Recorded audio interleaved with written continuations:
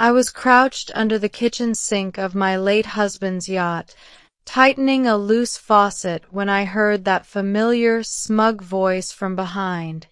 Seriously, Evelyn?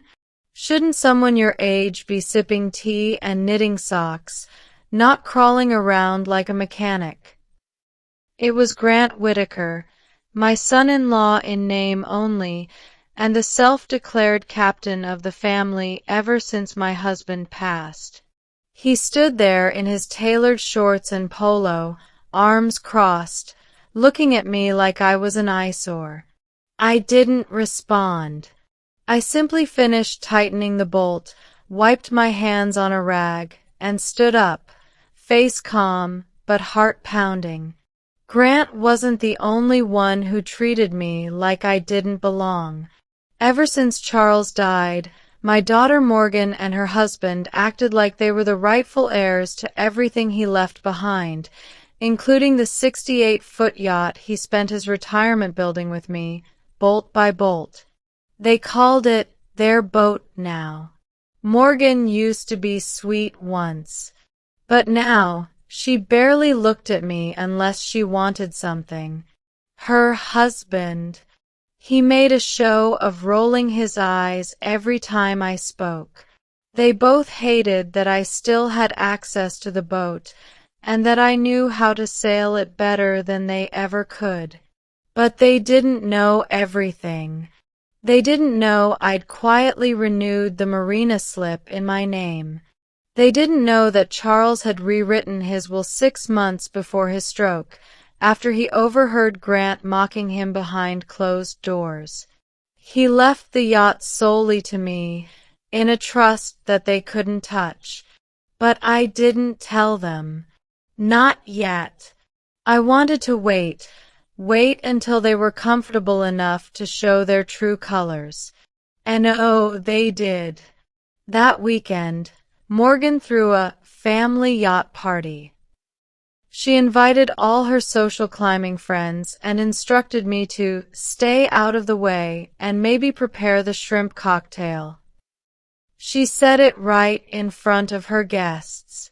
I smiled. Of course, dear. What she didn't know was that I had already met with a marine attorney, that I had every document tucked safely in a folder under the mattress in the lower cabin, and that I'd filed to have the yacht's name, Evelyn's Grace, reinstated, just as Charles intended. The final paperwork arrived that morning. I waited until the sun dipped low and the party was in full swing.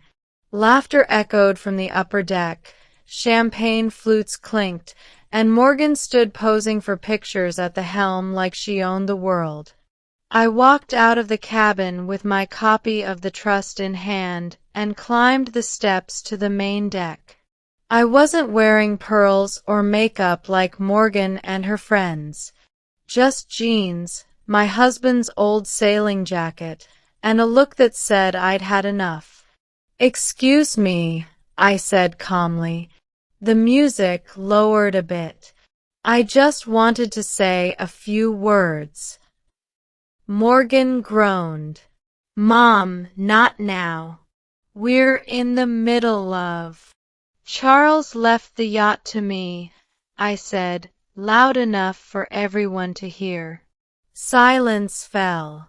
"This yacht, this beautiful piece of his legacy, isn't part of your lifestyle brand. It's mine. And I think it's time you all disembarked." Grant laughed, a cruel little bark. "You've officially lost it." I handed the documents to one of the guests, a retired lawyer I knew. He read them quietly, then looked up at Grant. "She's telling the truth. This boat belongs solely to Evelyn Monroe." You could have heard a pin drop. Morgan's face twisted in disbelief. "But Dad promised." I looked her in the eyes, and for the first time in years, I didn't feel small. "Your father promised a lot. But what he left behind wasn't for status or parties. It was for love. For someone who stood by him, not someone who forgot him the moment he was gone. They left that night. No hugs.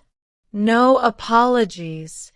Just red faces, awkward stares, and the quiet sound of shoes clicking against the dock as they walked away. I stayed on the boat, watching the stars reflect off the water. Alone, but not lonely. For the first time in a long time, I felt something I hadn't felt in years. Freedom. And as I started the engine the next morning and took Evelyn's Grace out into the open sea, I smiled.